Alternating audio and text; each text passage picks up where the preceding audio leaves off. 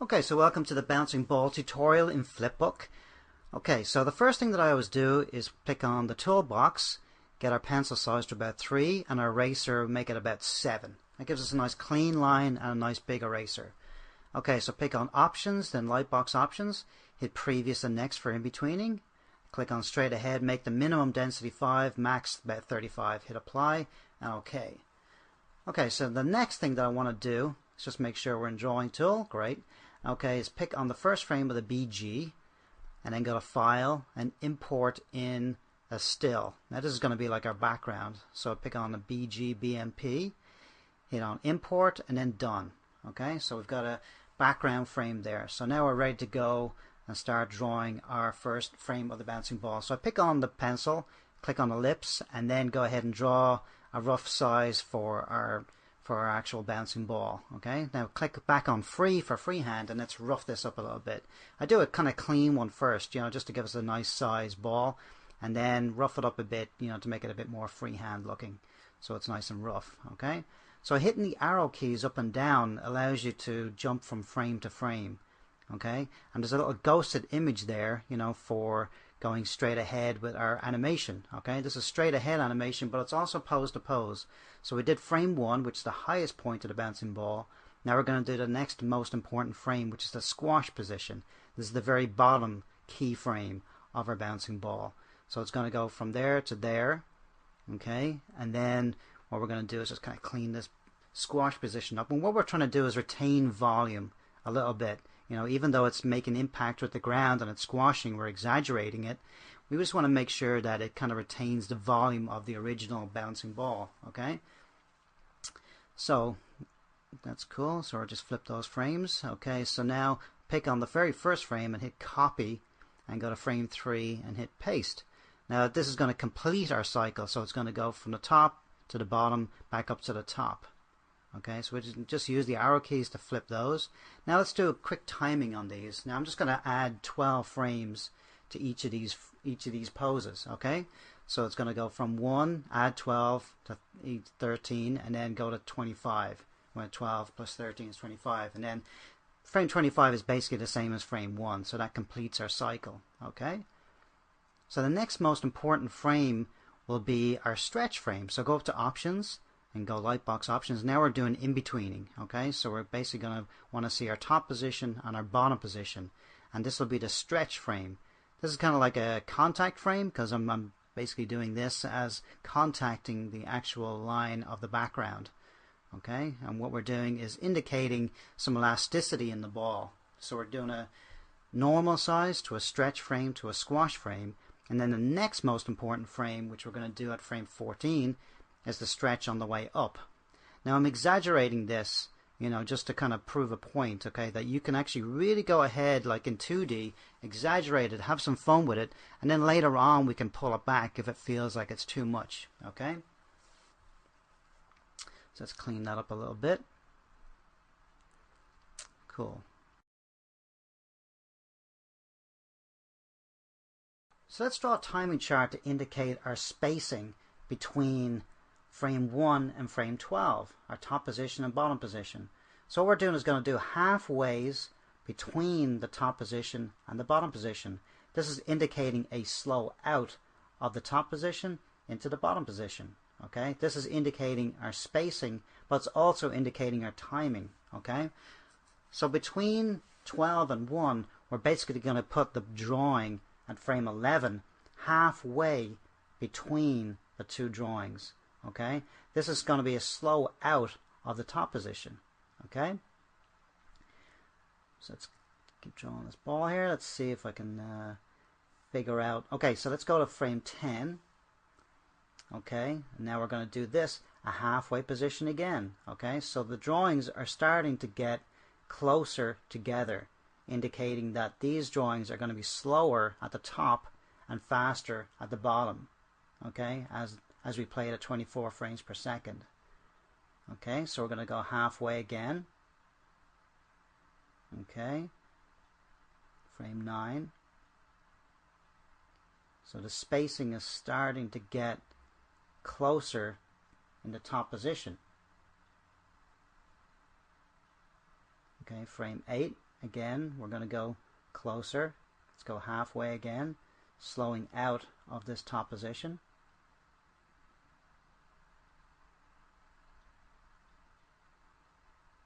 Okay. Frame 7, same thing. We're going to go halfway again. So you can see now that we're really getting closer and closer to that top position there at frame 1.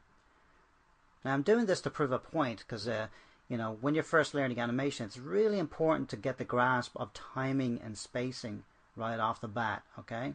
Because this is everything in animation is all about timing and spacing. That's everything that you can do in animation has to have certain amount of timing and a certain amount of spacing, okay? So if you can grasp the concept that drawings that are placed closer together are slower than drawings that are spaced further apart, then you're ahead of the game, okay? So let's keep going.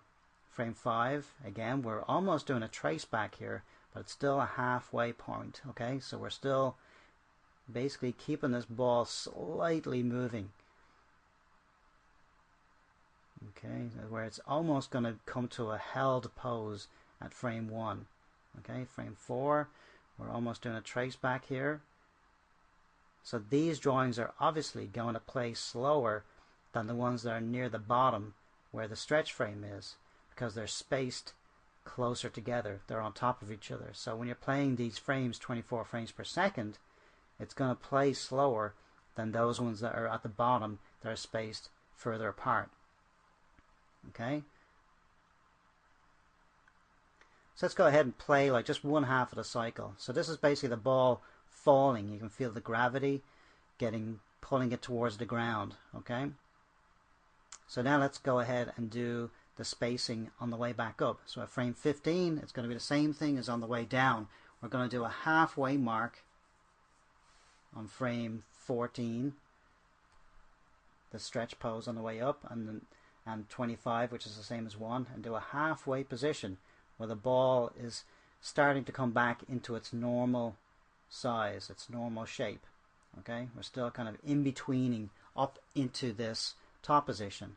So instead of slowing out of the top position, now we're going to be slowing in to the top position because we're going the opposite way. Okay, so it's slow in and slow out of the top position. So we're halfway point. Go ahead, draw the ball, getting closer and closer to that top position, but still halfway marks. Okay, 17, the same thing. Halfway point. Okay, great. 18. Now this is going to be too slow. Okay, so we're doing this as a point just to kind of show flipbook and how to erase things and retime things. So I'm starting this as being a little bit too slow as a bouncing ball, and then we'll kind of retime it into what it should look like. Okay. So let's go at 19. Go ahead and in between it. Kind of proves the point about, you know, timing and spacing.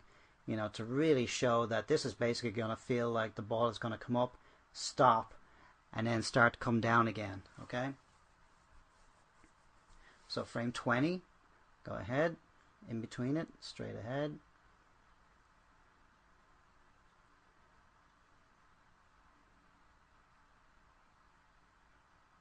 Okay, great.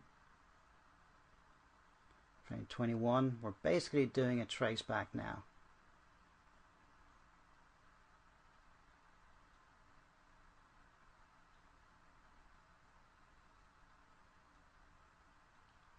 Frame 22. So our cycle is going to go from 1, it's going to hit down at frame 13, and then it's going to come back up to 25, which is the same as frame 1. So we're going to do, this is basically going to be 1 second of animation that we're going to cycle again and again and again.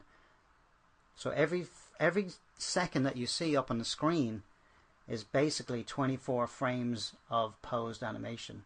Okay? So you can feel that it's coming up, stopping, and then dropping down.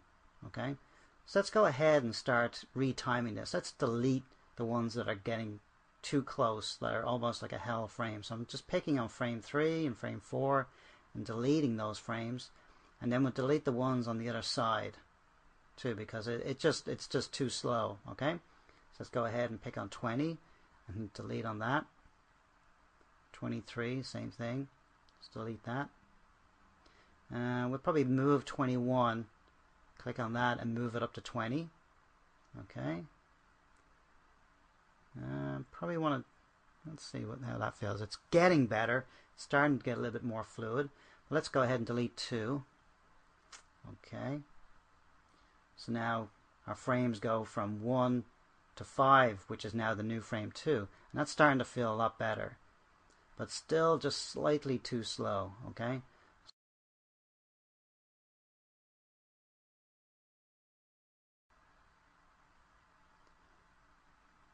Okay, it's getting better. Okay, not too bad, but it still feels just a little bit too slow. I'd say maybe deleting another 2 keyframes. Let's delete frame 5. Let's go ahead and delete that.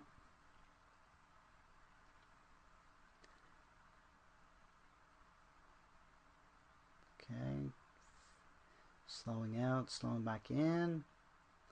Okay, let's go ahead and delete 17 too. Okay.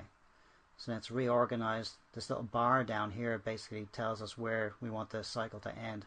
Okay, that's feeling a lot better. Okay, so I just did exported that as a little movie just to see what the timing would be. So let's try and experiment a few things here. So, let's say like that stretch position was a little bit too broad for the director's taste. So let's go ahead and make it a less stretched position. Okay, on the way down and then on the way back up as well.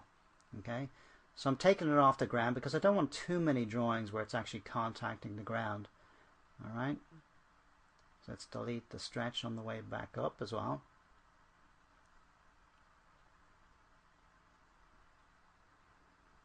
Okay, making it a little less stretched. Okay, maybe we'll add a frame after frame 9 and we'll do an in-between here where we're favoring the squashed position where it's still contacting the ground but sort of coming out of that position. So we're almost going back to a normal position and then going into a stretch position at frame 11. Let's see what that feels like. Just to get a little bit extra fluidity out of the ball. Okay, that actually feels pretty good. Okay, cool. So let's try and do some overlapping action on this ball, okay?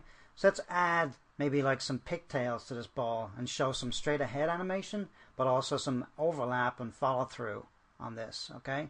So usually what I would do in 2D is get the performance working and then go ahead and straight ahead the actual overlap, all right? So what you do is get your first position at the top and get like your default pose. And then as the ball is dropping, we connect those to the ball. We'll start dragging from the position that you came from, okay? So let's go ahead and start straight aheading all this. Okay, so go ahead and do that part right there. So it's dragging from the position that it came from. So we're slowing out of that top position again, okay? And you've got to constantly be flipping from where you came from. Alright, so this is the guts of straight ahead animation right now. So again, it's connected near the center of the ball, so it's dragging down, okay, but it's still going to be pointing in the direction that it came from. Okay, so let's keep going. Okay. Let's go ahead, drag. Still connected to the center of the ball.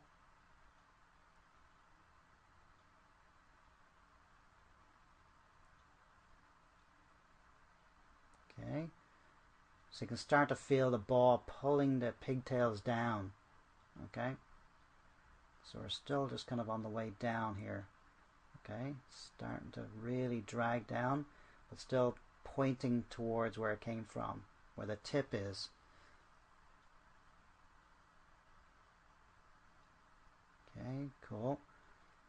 So still kind of flipping from where it came from, and then we're almost getting a straight right here, but it's still pointing to where it came from. So we're trying to retain the length of the pigtails right here, okay?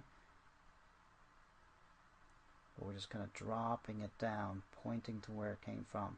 Okay, here's where it's going to start to bend, okay? We're going to be going the opposite direction to the way it was actually defaulted, okay? So we've gone now past that position, but it's now stretching it down, okay? Now it's dragging way back, and right before it hits for that squash position, okay?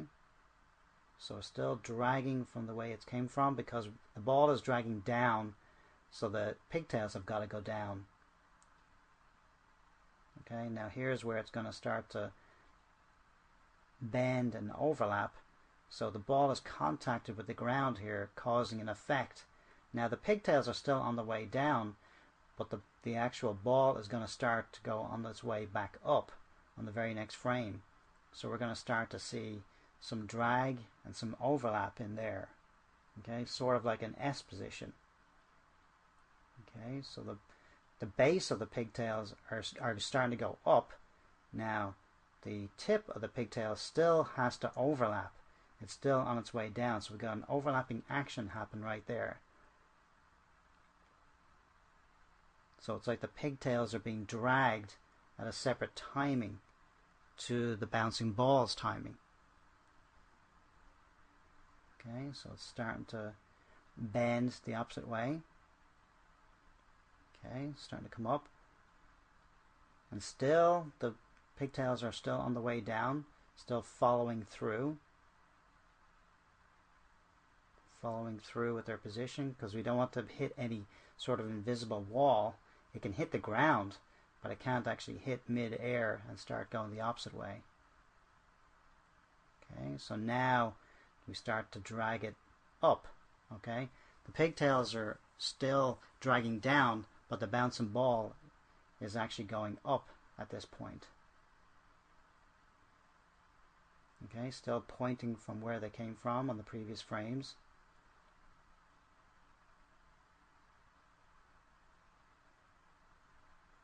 But following a nice little arc, I mean, that's really what you're trying to do here, is let them follow an arc. Okay, and a good idea is to kind of like film yourself, you know, just kind of like holding a piece of string and just kind of overlapping it backwards and forwards or up and down and seeing what that effect is. Now, although, you know, animation is like an exaggeration of real life, it's a caricature of real life, but it's good to kind of feel the flow, you know, feel that kind of arc and see what's actually happening there. Okay, so still, let's kind of drag that pigtail backwards. Okay. Now, I don't actually have a CG pigtail, but we're going to definitely bring this bouncing ball into Maya and do a polished version of a squash and stretch with some rotation on it. Okay, so let's go ahead and copy that position to the end position, so we've got something to go from. Okay, so there's the pigtails right there. Okay, so now they're going to start to, it's starting to slow down, and it's going to start to change direction, so the pigtails can now catch up with the ball. Okay, we're slowing down, and we're going to try and work into that first position. Cycles are always difficult because you're trying to get the pigtails overlapping into that first position so it can actually play as a cycle. Okay, so we're just going to rough this in very quickly just to get an idea of where the pigtails should be, where you think they should be,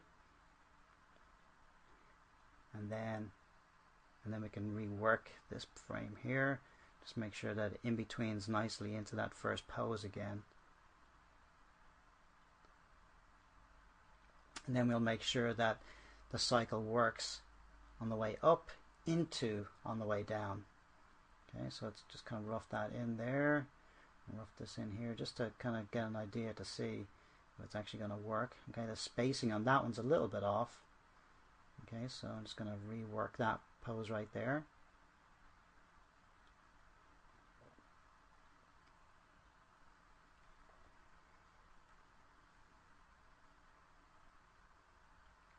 So let's just go ahead and play this just to see if that line of action is working. Okay, so the overlap is actually working quite well. So I'm just going to finish this one off. Okay, so let's go ahead and finish off this pigtail here.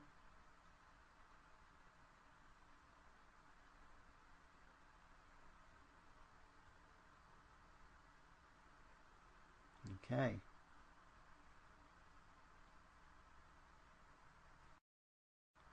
Okay, great. So there's the overlapping action working on the bouncing ball in flipbook.